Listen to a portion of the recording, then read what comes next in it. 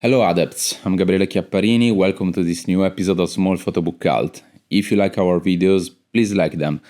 If you find some time, please leave comments below the video you have watched. We would really love to start a conversation with you, and please subscribe to this channel. Grief is a central part of many photographers' work. It affects us all deeply and opens the doors to the mystery. Once again, we are talking about a work born from the necessity to process and understand a place where there are no answers. The images in this book are a research for almost invisible signs and acts of caring and calls for help. We are here with the photographer Jacopo Papucci. I'm super happy to have you here for the presentation of this book, The Attachment Theory. This is one of that episode that we record live. We are here together. In the same place? Yes, in Bologna. In Bologna? Right in the city. Yeah, so it's a pleasure to be here, Gabri. Finally, after quite a long time, it's been how much? About 1 month. We decided to. Yeah, and then we have to find the free time together to. So, do you want to introduce the work? Okay, yeah. Well, I'll start maybe introducing myself first. Yeah. It's a bit better for maybe someone who doesn't even know who I am. So my name is Jacopo. I was born in Pisa in 1995 from quite a normal family. I spent most of my summers in the UK because my mother was English. So yeah, and then I grew up basically in Italy with kind of a really traditional kind of growing up like for an Italian. So school and sport and with this mentality of the family, like from the family, that you need to find a real job. So I never really thought that photography was going to be something in my life, but here we are. And yeah, so I studied medicine and became a nurse, and then I moved to the UK, where I was having like this long distance relationship, and I really felt lonely in the UK. So that's the first time where I actually felt the need of trying to find something to express myself. And my granddad was a photographer for the RAF. My grandfather from my English mom, so from the English part of my family. But he was like an amateur photographer. I mean, he used to take his cameras with him on missions and photographs, like his friends and stuff. So, but I grew up with this idea of pictures and always had these pictures around. So yeah, I mean, the camera was the first thing I found, and I started experimenting. But at the time, I didn't even know what I was doing. And then after 2 years, I got back to Italy. I started working as a nurse in Italy, which was really hard at the time, but I managed to find a job. And I continued taking pictures just like for me until I got to a point where I really felt this urge to do something with photography. So I started, trying to get in contact with traditional, commercial photographers to assist them. Until then, I decided to sign up to a school in Rome. And from there on, everything, started. And What school? I studied in ISFC. So it was it was a master's in documentary photography. So 2 years. It was 1 year, yeah, 1 year. 1 year. And I had this master in photojournalism. So really documentaristic approach, which is quite different from what I've done here. But yeah, and then I started, I felt this urge to photograph for myself. I mean, I was going, taking these pictures, and I was realizing I didn't want to take pictures for other people, but I wanted to take them for myself. So I really started getting passionate about books and photo books. And at a certain point, I realized I wanted to make something. So. And is this your first project or not? Oh, so this is not my first project. But it's the first book. It's my first book. Here we are. Yeah, the cat, the magic cat. She's seeking our attention. Maybe she wants to say something, but Okay, she's gonna stop soon. Yeah, she's gonna stop. Probably. Anyway, yeah, well, this is my first book, but it's not actually my first project. I've done, like a couple of projects before this one, but my two main big projects started basically like maybe at the same time, and because actually they came from two particular moments in my life. First, the death of my grandfather, who I was really there to. He was like really important figure in my life. And then after a couple of months, my one of my friends committed suicide, and that's basically where this project started, because I found myself taking pictures of, as I said, I work as a nurse and I work in a psychiatric ward, and I found myself taking pictures of my patients, like during, like we used to have like 15, 20 minutes of spare time between activities and, between medication and stuff. And we used to, I used to like bring the camera with me at work and just, take these portraits. I used to get at work with this really like huge camera, the Pentax 6.7 in my bag. And, we were looking like at my camera as it was a mysterious object, and we were taking pictures. And yeah, and I started, accumulating the pictures, and at a certain point I didn't even know what I was doing at the beginning. It felt like I was just responding to something, but then slowly everything started to make sense, and kind of try and develop it in other ways. And what about the title? So Because it's a psychological scene, right? Yeah, it's a theory from a psychiatrist. His name was Bowlby, and basically he talks about the importance of caregivers, which obviously are like parents in the first years of age. And after my friend committed suicide, basically me and my friends discovered that he was being abused by his father, and he was like had been abused for a very long time since he was a kid.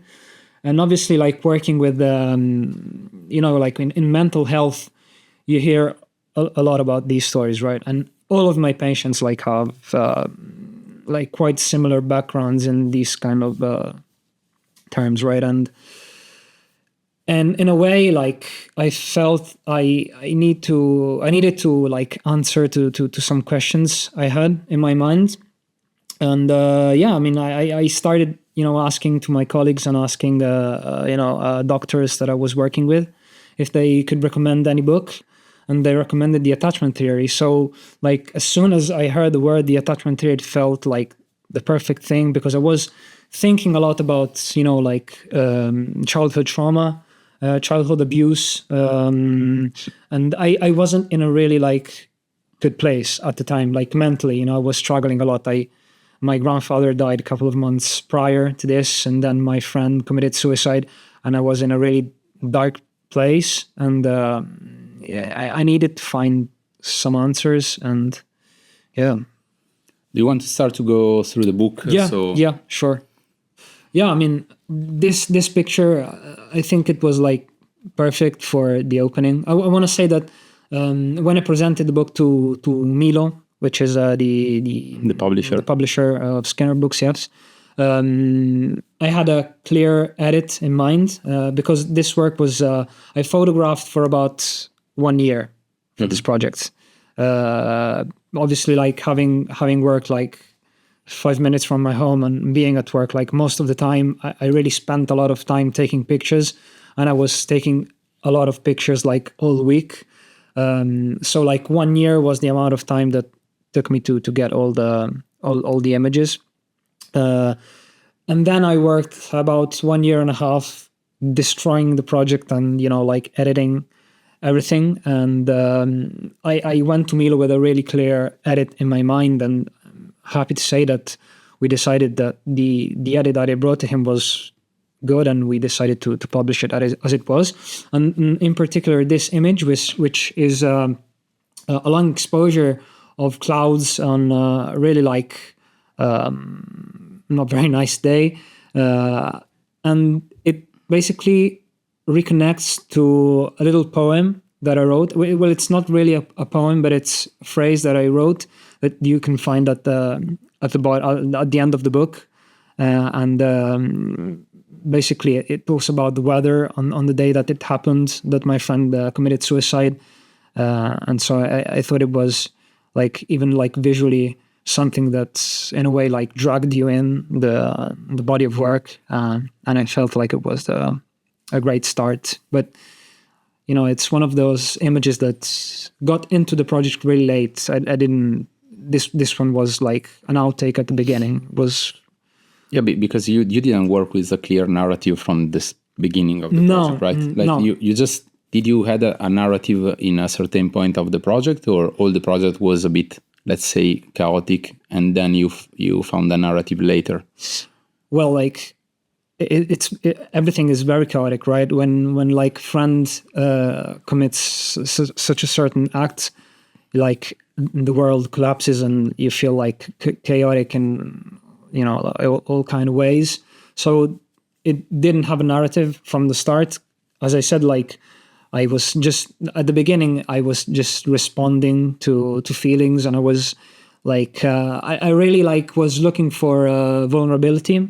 Probably I was feeling like I was probably depressed at the time. I mean, I don't know if I can call it depression, but I was really like in a bad place, right? So in a way, I felt the urge of connecting with others, and I was looking for vulnerability, which I found in the boys and girls which I was working with at the time, and it really went from there. So at the beginning, it was just just for me, like taking portraits like that, and I didn't even dream that there could be something. At a certain point, I went during the summer. I went to Arles, and I found an old family album with the really like old archival images of this French family, right?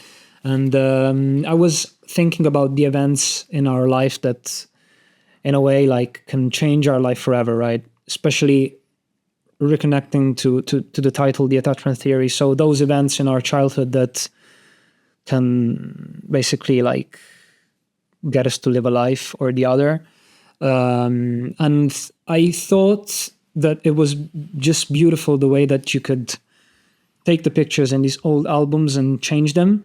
And I started to think that these archival images like were acting like events, right? Because if you think about it, like family albums are just pictures of important events, like, birthday parties or, a day at the lake with your family. And those memories were very, there to me, because I was thinking like I had a wonderful childhood and my family was very close and I felt very loved all the time. And so why wouldn't I never do something like this? Probably it's because of that.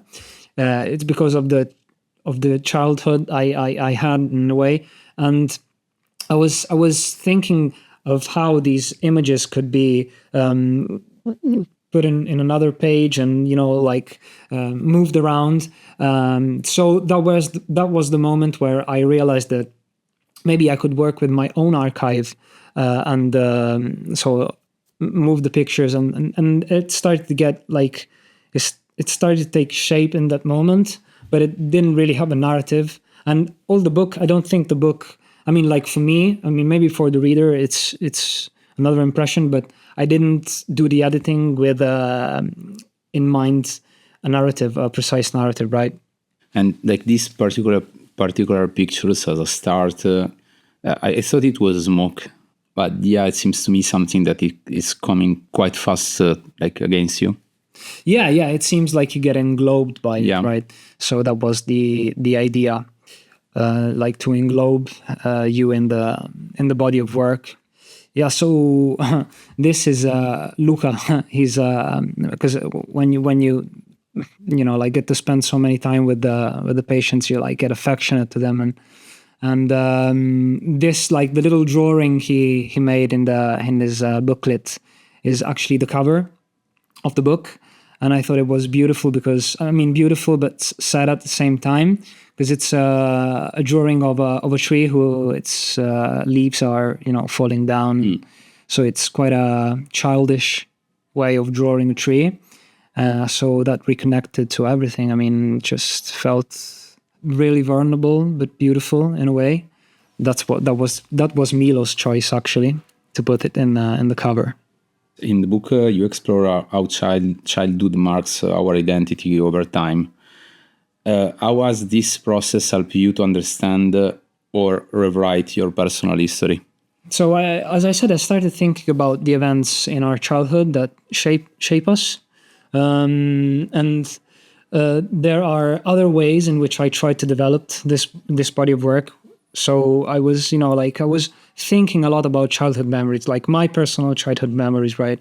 And I grew up in nature. My mother used to take me horse riding, so I had this really deep contact with nature, running barefoot in the woods and stuff like this. So really, really beautiful memories. And so I was trying to imagine and trying to find an answer probably of why Alim, which is the name of my friend, why did he made such a choice. And as I said, in my mind, the word abuse and was coming up. So every time I was thinking about this, and that probably guided all the idea, not right from the start, because that was the moment when I wasn't responding anymore to what I had in front.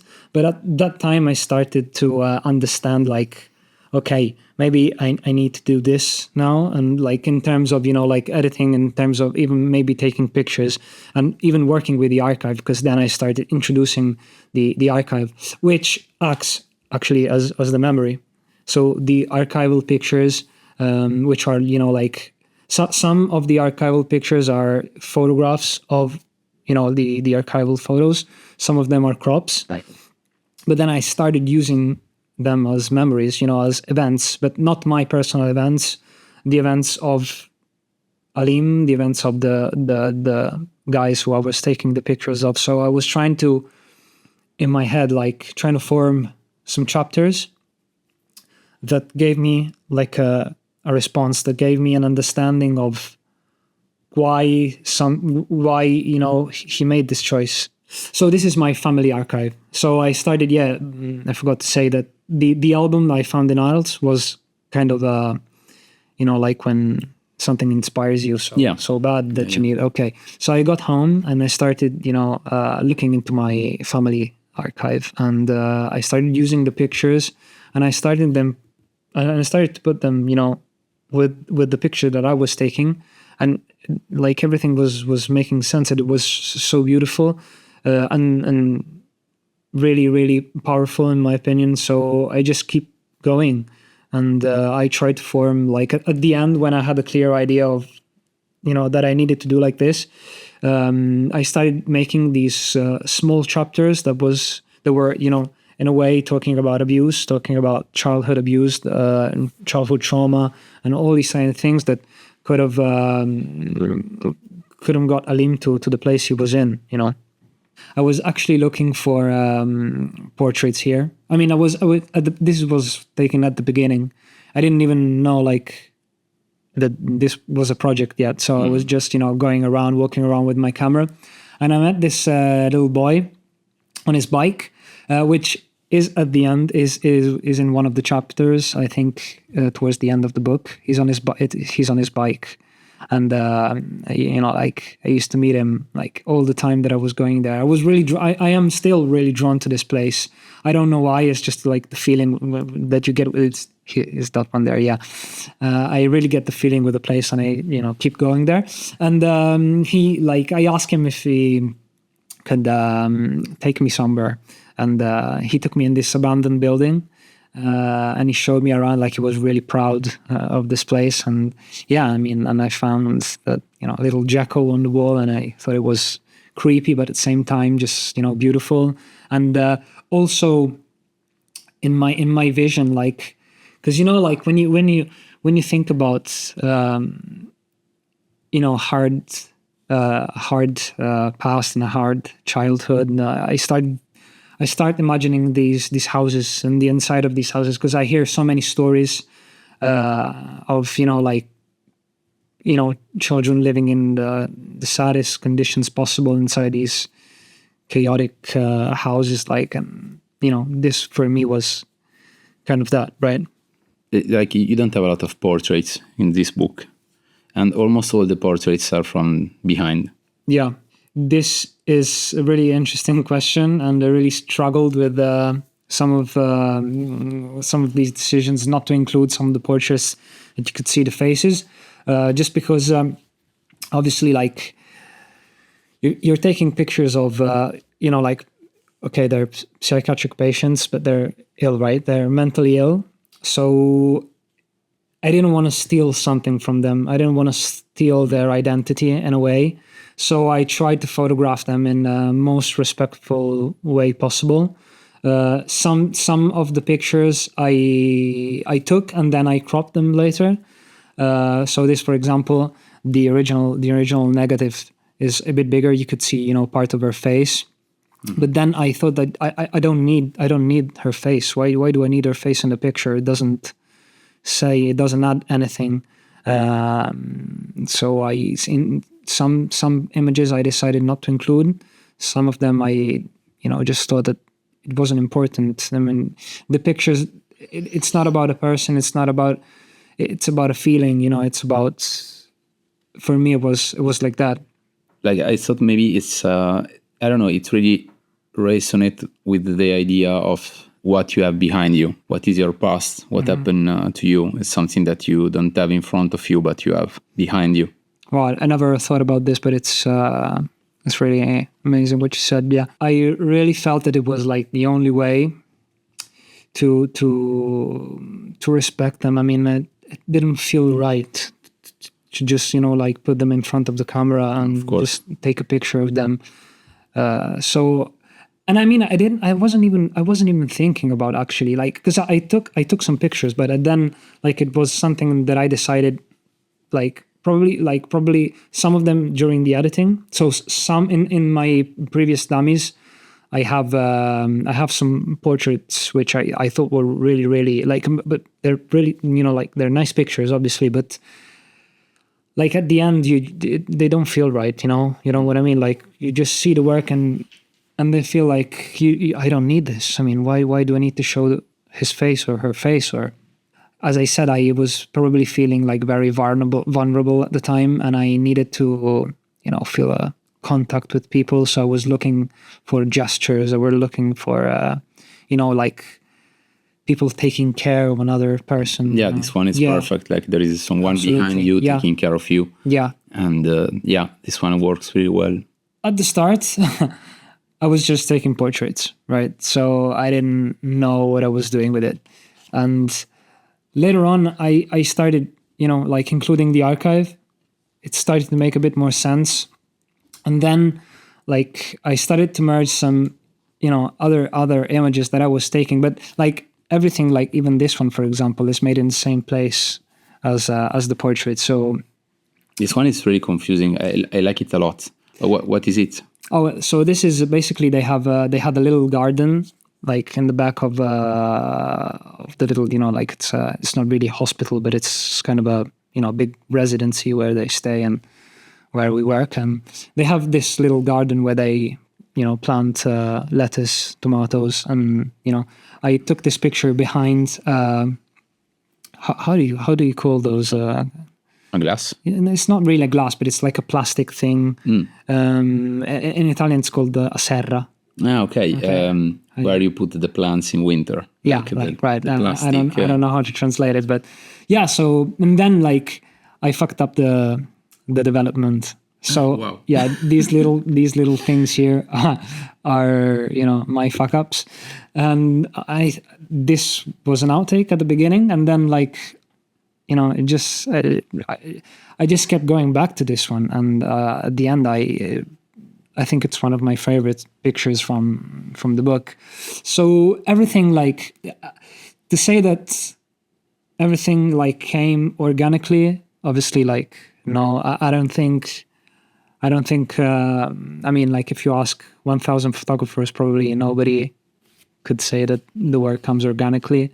It's always a struggle, right? To put some, images together and to try to figure out what you want to say with the pictures. But I had a clear image of what I wanted to say for that, yes. But I didn't know like what pictures I needed. So it was really hard, it was really, really hard to... Like, was it a feeling? Yeah, yeah. I mean, like, it was mostly a feeling, and I took so many pictures, and at the end, like, there are only like 47 in the book, but I took a lot because I didn't know what I wanted to photograph. I didn't have these pictures are taken, like most of them where I used to work, some of them like around my house when I was just, like taking some walks, or having a run or stuff like that. So it was really hard to me to understand, okay, I need to go in this place, or I need this picture here, or I didn't think in terms of sequencing. I didn't think in terms of, okay, I have these 3 images. I would like to put something. I there is a space between these, and I need, to put something in. No, I just went with the flow and just followed some instinct at the time, or because I'm not really good at trying to plan things. Or I think we discussed this a couple of months ago, because I said that I like the way how you work, and sometimes you write down things and you just have ideas and try them. I'm not really good at that. I just need to photograph a lot. Yeah, but it's really similar to the work of Alan Salas. Okay. It also starts from the same thing, the grief, and then going around taking pictures and using the pictures also for a kind of relief. Yeah, it is like that. I mean, like, grief is, such a powerful thing, right? It changes our way of thinking about life, and maybe even the fact that, like, working as a nurse, I really had always the idea of grief, that, like death was one of those things that happens and you just move on. Because, like I started seeing, like dead people from a really like young age, like 21, I was, working already as a nurse, and you develop this relationship with death, which is a bit false in a way, that when it happens to you, it knocks you out, and you're like kind of, gasping for air, and, trying to get your head above water again, and you're just like in pure chaos. You don't even know what to do with your life anymore. And this is what happened to me. And for me, it was maybe harder because first in November, my grandfather died. And then in January, Alim committed suicide. And then like 2 months later, my girlfriend lost his father. Yeah. So it was really, really a hard time. And I started, like taking these pictures probably in response to all of that. Is this one the same of the other pictures, just in the other? Right. From the inside, what's in the other direction. And what happened here? I don't know, but I thought it was just so violent in a way. Because in my head, there were like scratches or something like that. And it was, violent, but at the same time, really, I don't know, beautiful. Yeah, and the other page you have someone just showing a really vulnerable part of the harm. Yeah.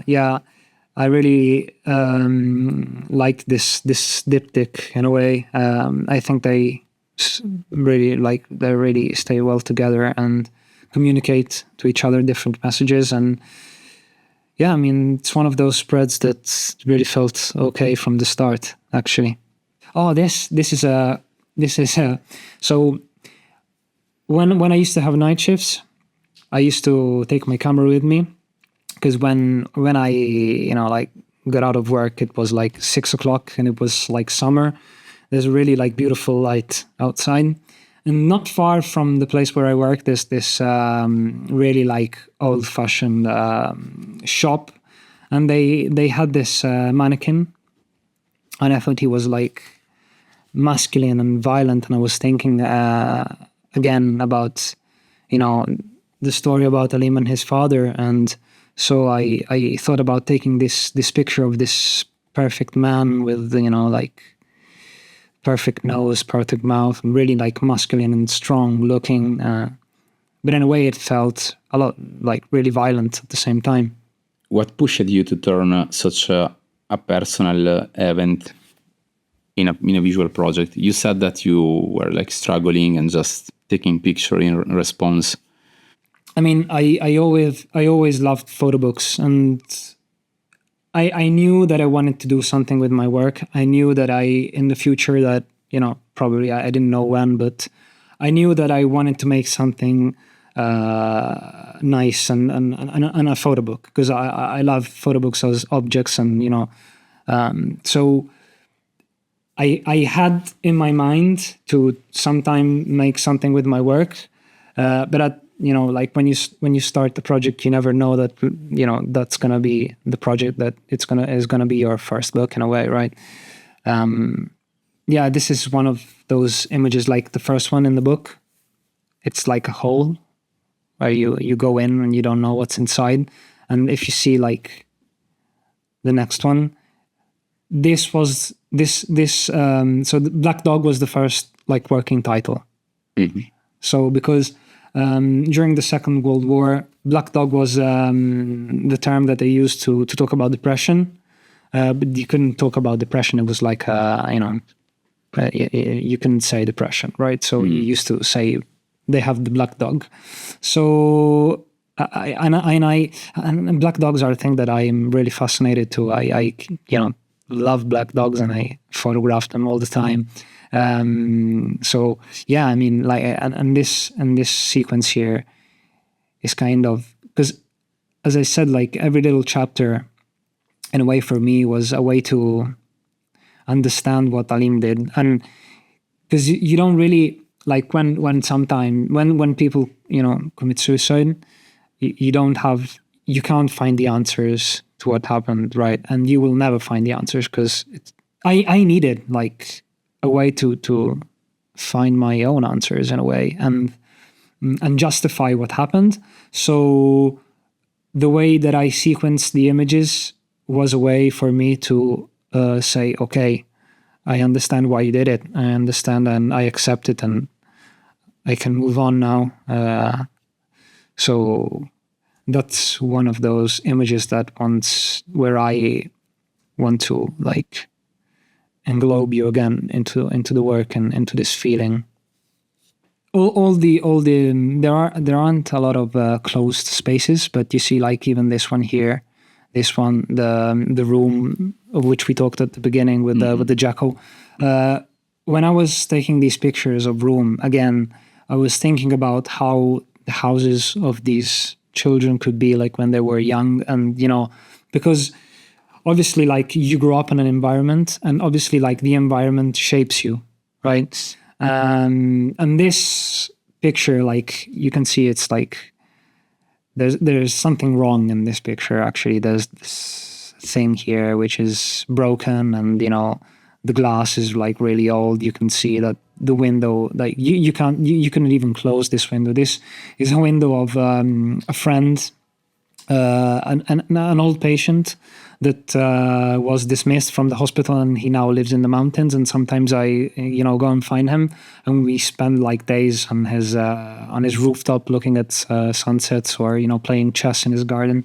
And he has a really like dramatic past as well, and he lives in this like house which is like everything is broken basically, and I just love this place. But at the same time, it gave me an understanding of where do these people live, and probably where they grow up as well. So yeah, I agree with you that it can have different meanings, because it's just like a beautiful like window with some beautiful light, but at the same time it conveys a really deep message, and the message that I wanted to try and put in the reader's head about the relationship between the place you grow up in, your past, and the future, okay, and the life you are going to have when you grow up. Yeah, you can also see a lot of mess Yeah. all around. Yeah. He's very chaotic. Like he's Yeah. completely like, but I just adore him. He's just Yeah, nice guy. like there is a lot of history around this Windows. Like Yeah. it's not only mess. There is a lot of like it's a picture that can say some like a lot about Yeah, sure. a place. Also, if you like barely see Yeah, what there absolutely. is around. I was intrigued by these little flags that reminded me of a birthday, of a nice event, but there's this road that takes you in this forest and you don't really know where you're going or what you're gonna bump into. And I mean, like I find things very sad, but very beautiful at the same time. This thing, what is the name in English?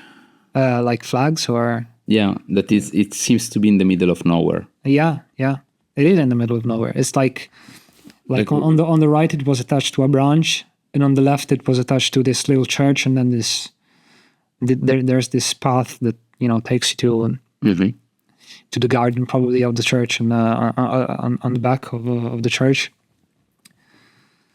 This is a self-portrait of my grandfather with his really beautiful. with his motorbike, and the shadow was kind of what interested me, the shadow on the cigarette as well. Yeah, this is why you decide to crop in this way. It's still this masculine thing about the man with the cigarette. I don't know. I have this thing. I don't know. In my imagination, like I tried to imagine like how can an abusive father would be, and I started to think about masculine cigarettes. I don't know why. I mean, it's just yeah, probably it's just a normal man. Completely normal. Because, absolutely. I think we used to think a lot about like this kind of people like monsters, but in the end they are normal men, and this is scary because it's something that you can really find everywhere. Yeah, I agree with you. But I understand what you try to say, because I think there are a lot of symbols in the society from I think a lot of time that I don't know, lead you in this kind of path that is masculinity, that is, I don't know, like you said before, can be a cigarette, can be a pose, right? Can be an attitude, and a lot of time I also ask myself how much we are free to be what we want to be. Right. So, another question. How does memory change when it visualized, imprinted in a picture? Does it become more real or more fragile? This is actually like I maybe I can respond to your question, just like talking about the archival images that I put in the book, because I tried to get the images to be like as less descriptive as possible. I don't know if this answers to your question, but in a way I didn't want like the image to be an image. I want it to be a memory. And obviously, like when you make a book, at the end it's still something physical, it's still an image, but in a way I just wanted to convey a feeling. So a memory of a feeling. Right, a memory, or a memory that conveyed a feeling, or a certain that takes you to some place in your head. And it's not, I don't know, I mean, like all the archival images, they're like really, like you see some of them are blurry, some of them are out of focus, some of them are really like huge crops. So I didn't want them to be like descriptive images, like still that just live for that brief moment, but I wanted them to convey a certain mood and a certain rhythm to the work. I don't know if this answers to your question. Actually, it's strange. I mean, it's really like to think about it, how this started. It's really strange. I think this, if I can remember, actually, I think it started on kind of the 1st of May. We took the patients from the ward out on a trip in San Rossore, which is a really big park in Pisa. And I started to photograph them, and from there, I mean, if I think about that, that's what if I didn't bring my camera that day with me? Like, And it's curious that you are looking for answer, and you choose to use a medium that don't answer to you, like not in a concrete way. Maybe because it's not concrete at all, the answer that a pictures can give to someone, it's a good answer. right, absolutely, totally, yeah. Who are you inspired by? Who I am inspired by? Wow. The book that inspired this work actually is a book that unfortunately I don't own. You do. It's Deep Springs, yes, by Sam Contis. Yeah, it's true. You So told me it's before. because I never thought that I was going to use archival images, right? So the first book I bought was Joel Meyerowitz, a collection of photographs by Joel Meyerowitz, right? Then, I started to discover other photographers, but still like really classical photographers. So nobody was using like archival images or was revisiting and rephotographing pictures. And so I was in my head, like my first book was going to be really something really classic. But then, like after I went to Arles, I found the album. I started looking at other photographers that were using their archive or other archives, and I discovered Sam Contis, Deep Springs, and also Evidence by Larry Sultan, and that inspired me a lot. And I started working with the archive. But in general, there are like probably I would say I could name a few if you want. So Raymond Meeks, I love his work. I think his work is amazing. Specific book or I think all of his works actually are really amazing. The way in which he portrays people, and also the way he works so close to home, because it's something like that I do as well. So it's really inspiring for me, knowing that you can make such beautiful body of works like in your garden, basically. I also love the way that he photographs people that he knows. So he photographs a lot his I don't know if she's his wife. I think they're just like together, not married, but Adriana Holt. Also love her work as well. And then like I would say Matthew Genitempo. He's been really like good in source of inspiration in the last few years, since Jasper, but also Mother of Dogs. I love that body of work, which unfortunately I don't have. me too. And I missed it just for some days. I found it, but Yeah. its prices insane, so yeah. I can't afford it at the moment. But I don't know. Never know in the future. Also his last book is amazing. But a lot of American photographers also. If I'm Italian, but I've been inspired more by kind of classic American photography, actually. But yeah, these two are the names that have inspired me the most, probably in the last few years. Now, what you said before about taking pictures of something that is just close to you, around you. Some like months ago, I read this quote from Gianfranco Rosi, that is an Italian documentarist, super, really good, especially the first three works, because he was used to work not on commission, just working on his personal project. But then he said that he need to like pay the rent of the house and things, so he accepted one commission in Rome about the Grande Raccordo Anulare, that is the ring around Rome. So he done for the first time this commissioned work, and he discovered this, that if you look closely, also the garden of your neighbors, you can do an amazing job also about that space that you probably see all the day in your life and you never thought about it.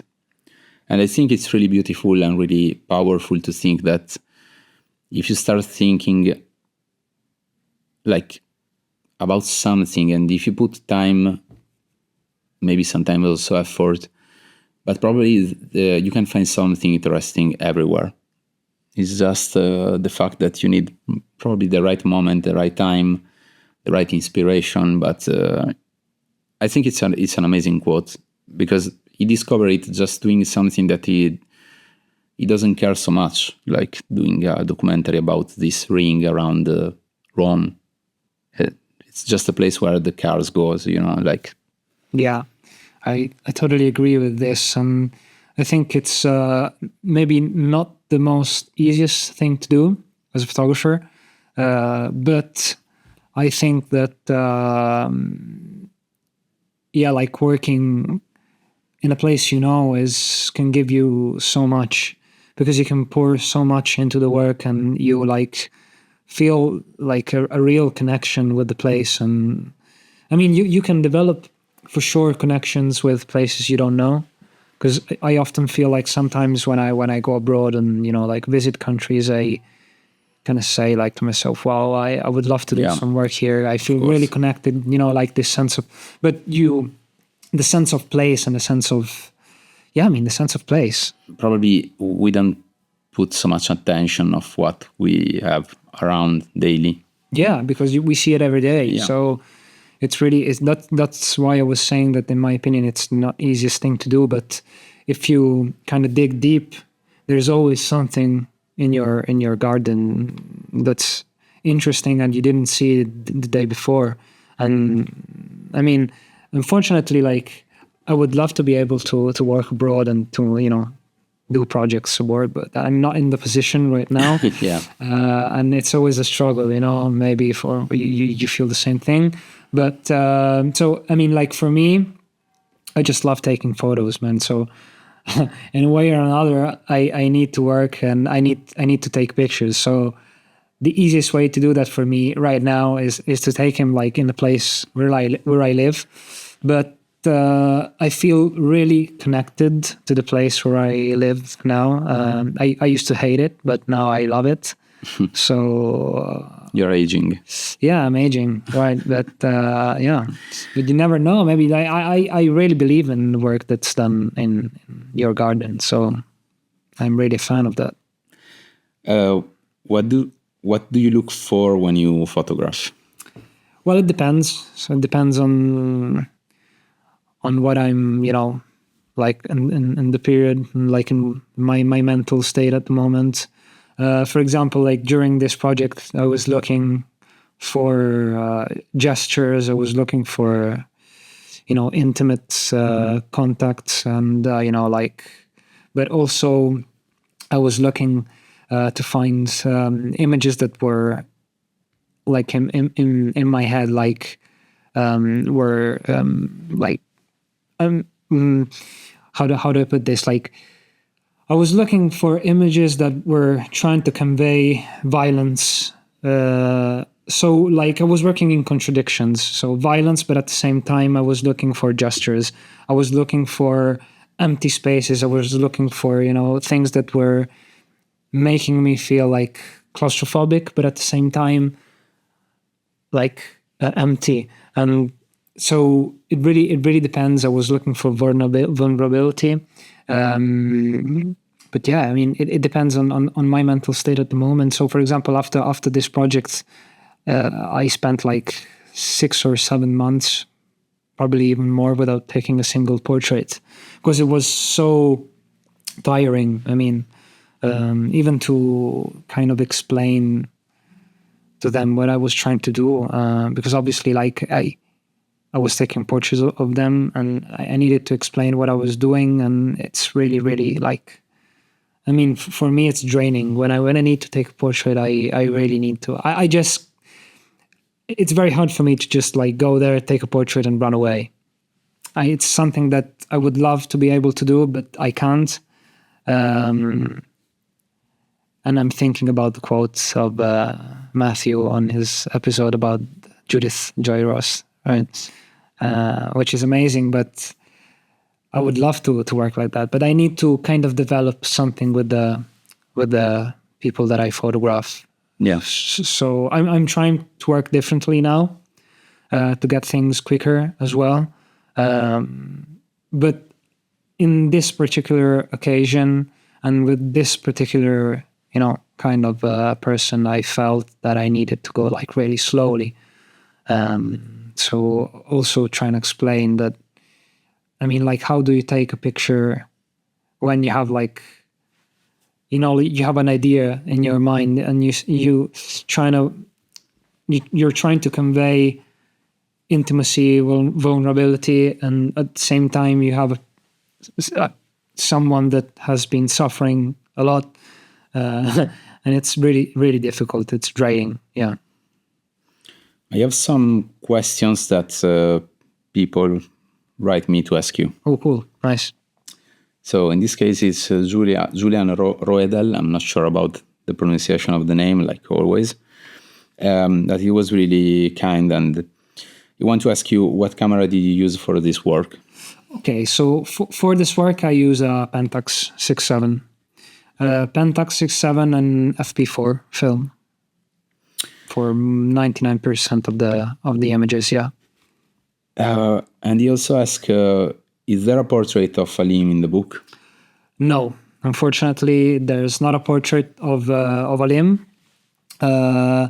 because I didn't even know that he had. Well, I mean, like, we didn't even know he had mental health issues.